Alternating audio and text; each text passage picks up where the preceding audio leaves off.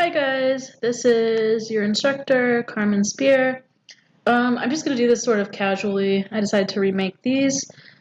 This is stuff that you can find in that chapter at the bottom of the poetry webpage in the in-class essay exam module, but I just wanted to talk about it myself. Okay, I'm going to talk first about meter a little bit, and sound in poetry, which is also called sonic texture. You don't need to remember this, but just so you know, if you ever wondered, there is a sense to this. There are 6 poetic feet. A poetic foot is either 2 or 3 syllables. Types of meter are counted by feet, not syllables. I assume everyone knows a syllable is one sound, right? So like the word vacation, which I'm sure everyone wants, has 3 syllables in it, right? And the stress is on K, vacation, right? So it's unstressed, stressed, unstressed. So then dimeter, trimeter, tetrameter, pentameter. If you ever heard iambic pentameter, pentameter means it's 5 feet, means that it's either 10 or 11, possibly more syllables if it were all 3-syllable feet. Usually between 9 and 11 feet in pentameter. So these are the number of feet, right? These are the types of feet. I wrote them out here, and then they're also, I copied and pasted here from the internet. Iamb, iambic, trochee, trochaic, spondy, spondaic, anapestic, dactylid, pyrrhic. Pyrrhic like a pyrrhic victory, like a victory that wasn't really worth the effort. The effort cost more than the victory. Okay, so iamb is unstressed, stressed. Some claim it's the natural rhythm of English. Trochee is stressed, unstressed, opposite of the iamb. Spondy is stressed, stressed. Anapest. Anapest is spondee is a spondee. It's stressed, stressed. Spawn and D are both stressed. Anapest is an anapest, and pest, it's unstressed, unstressed, stressed. Dactyl, it would be nice if they all were what they are, right? But they're not, unfortunately. Just anapest and spondee. Dactyl is stressed, unstressed, unstressed, and pyrrhic is unstressed, unstressed. Now, I know you're probably like, what does that mean? That doesn't make any sense. Okay. And it looks like this, like a U is unstressed, and that's a stress, like a little accent mark. Or here, in this case, it looks like a backslash. Trochee, stressed, unstressed. Anapest, unstressed, unstressed, stressed. Dactyl, stressed, stressed, unstressed. Spondee, stressed, stressed. Pyrrhic, unstressed, unstressed. Okay, so now that you know what that is, I'm going to go over here and show you a couple things. So just to throw it out there are 2 different types of poetry. Well, no, really there's 3 different types of poetry in the English language tradition. There's free verse, formal verse, and blank verse. Blank verse, we're not going to get into at all. Blank verse is unrhymed. Iambic pentameter, which is actually how a lot of Shakespeare's plays were written, although his sonnets were rhymed.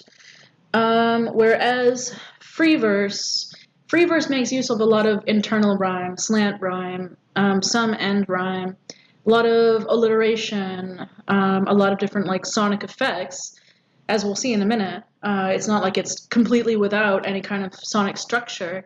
It's just that the poet is creating it themselves, and it's not according to any kind of form, prefabricated form. In this case, we're looking at a form, it's called a sonnet. Sonnet is written in rhymed iambic pentameter, in couplets, in A, B, C, D, E, F, D, D rhyme scheme, okay? So just to show you here, my mistress' eyes are nothing like the sun. This is perfect iambic pentameter.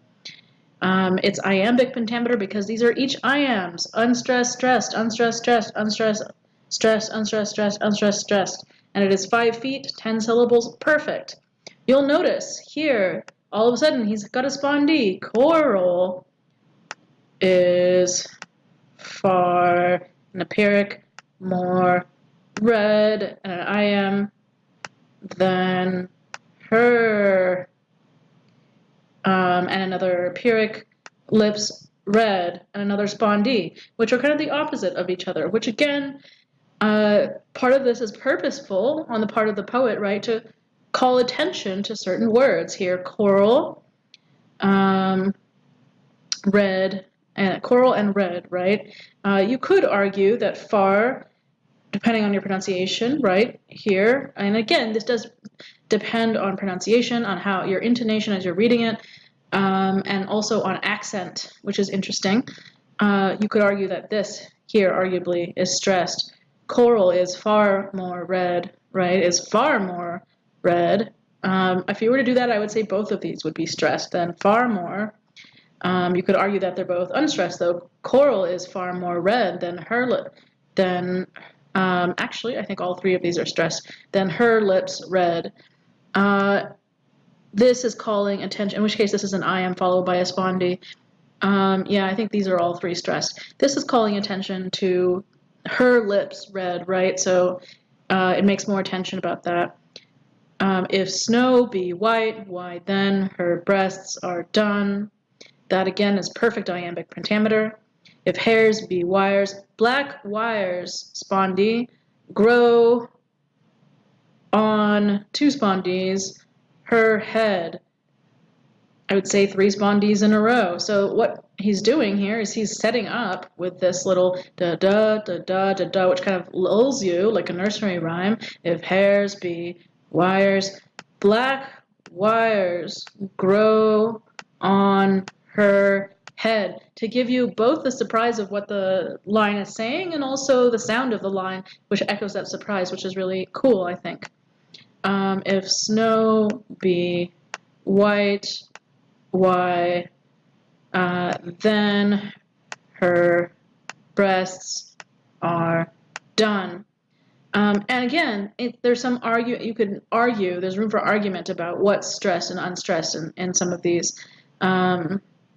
This poem itself, I have seen roses damasked, red and white.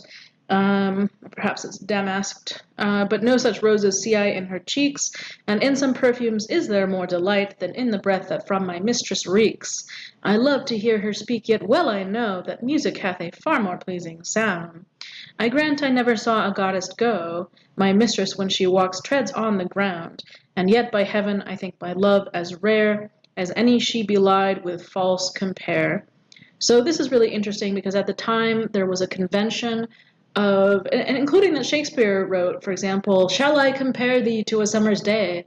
Thou art more lovely and more temperate. Is there really a woman more lovely and temperate than a summer's day and than a beautiful summer's day? Depending on, maybe summer in Tucson would be different, but otherwise, isn't that kind of a bit of an unrealistic or spurious kind of comparison? So that was a convention of the time, was to make these kind of hyperbolic comparisons, exaggerations, and he's making fun of this here by saying, actually, no, my mistress' eyes are not like the sun, they're not redder than the reddest coral, they're just kind of normal. She's actually kind of yellowish in her skin color, her hair's wiry, she's got pale, sallow cheeks. She smells, or doesn't smell like perfume anyway. She's got a gravelly voice, and she's not some goddess that's like treading on air. She walks on the ground. And yet, by heaven, I think my love is rare, as any she belied with false compare. So he's saying in a sense that others are lying with this false compare, and I accept all of the reality of how she looks and smells and sounds and moves and who she is, and I love her with all her flaws and in all her human perfection and imperfection. I love her more by not having to make these false comparisons. So it seems like it seems disparaging at first, but it's actually kind of humorous, making fun of those conventions, and actually quite a loving poem. Okay, so let's go over here. We're going to look at We Real Cool. Free verse, not formal verse. Okay. We real cool. We left school. We lurk late. We strike straight. We sing, sin, we, thin, gin, we, jazz, June, we, die soon. So as you're reading this, before you get to the end, we real cool, we left school, we lurk late, we strike straight, we sing sin, we thin gin, we jazz June. Sounds like really cool and breezy, right? But in fact, all these syllables are stressed, except for arguably the first we, which is really, really interesting because it's a stressful lifestyle, in fact, that she's talking about here. It starts with 2 feet, 2 spondees, goes to a foot and a half here because there's no foot that is 3 stressed syllables. So these we's are hanging out literally in space. The way that the line is broken, this is called enjambment when it's broken unnaturally, not in natural pause. All hanging out in space. There are 7 of them, just like the 7 players of the Golden Shovel. Goes from 2 solid feet to a foot and a half, we's hanging out in space, to die soon, to 1 foot, like 1 foot in the grave, right? So it goes down to just standing on 1 foot or even 1 foot on the grave. Very cool the way that this echoes metrically what she's talking about, which is she's talking about the Harlem Renaissance, which is where a lot of amazing, like Langston Hughes, as well as Gwendolyn Brooks, who is the author of this, and a lot of other amazing authors came out of the Harlem Renaissance. When the speakeasies, when alcohol at the time was illegal, and there were speakeasies, and it attracted all these artists, and so there was this whole artistic renaissance, right? But she's talking about the dark side of that. Thin gin is talking about thinning the gin that they would sell illegally. So she's talking about how they're bootleggers or they're the owners of bootleg establishments. Strike straight is talking about playing pool, but could also be talking about striking in terms of fighting. Sing sin is pretty clear. Jazz June is referring to the fact that this was part of the birth of the jazz scene as well, but it was not all cool. There was a lot of crime and also alcohol as well as drug use involved here. Not cool to drop out of school, not cool to end in an early death, right? And it's stressed all the way through, and these we's are just hanging out,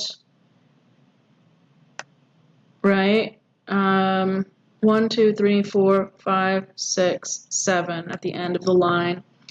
Like the 7 pool players, 7 at the Golden Shovel.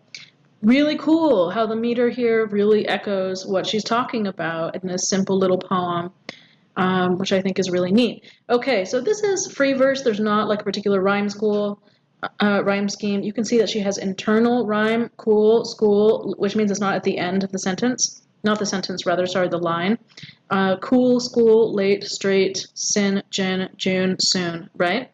Going back here, this is a, let me see if I can type here, make this easier.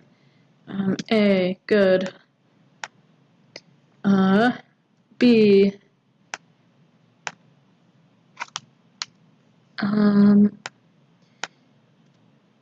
A, oops, sorry, this is going to end in about a minute. These are 15 minutes.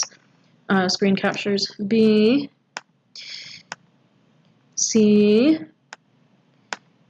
D, C, D, E, F, E, F,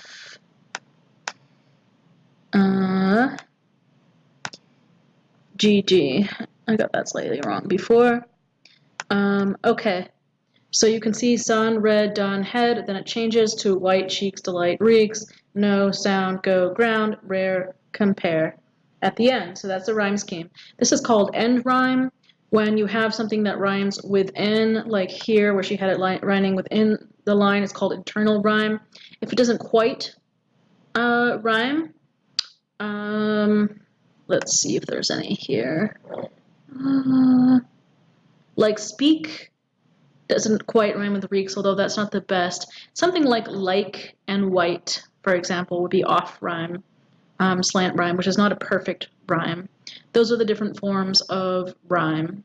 And I'm going to end this for rhyme and meter.